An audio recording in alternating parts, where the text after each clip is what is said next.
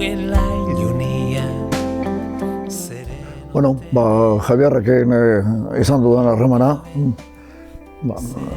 urte guzti hauetan, lehenengo hitza, otutzen zaidana, izan da,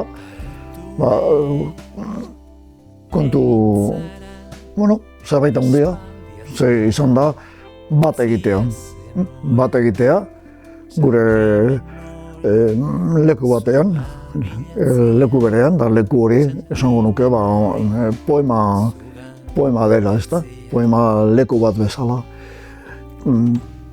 Alde horretatik, bat egite hori, edo leku berarekin lotze hori, batasun bat edo dagoela esango nuke, elkarrekin egokitze bat egite bat, hor barruan. Hori alde batetik, eta hori hitz batekin esango nuke bitxia dela.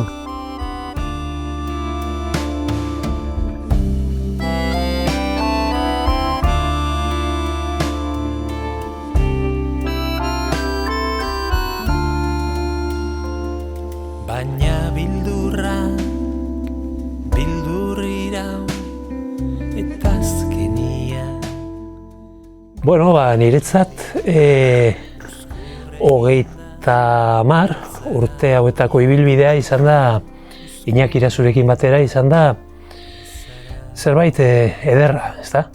Ederra hor nire kasuan izan da halako presentzia bat, ailegatzen zen momentua halako batean, eta Javier, baditut letrak, baditut hitz batzuk, eta elkartuko gara, eta elkartzen ginen, beti ere ekartzen zuen bere materiala, egiten genuen halako irakurketa bat, azalpen batzuk eta ematen zituen Iñakik, eta gero nire kasa, etxean egiten nuen aukeraketa, eta hola urteak pasala joan dira biltzen, eta momentu enten esan dezakegu 32 kantu ditugula, Iñaki eta biok batera publikatuak eta kaleratuak izan direnak eta jendeak ezagutzen dituenak.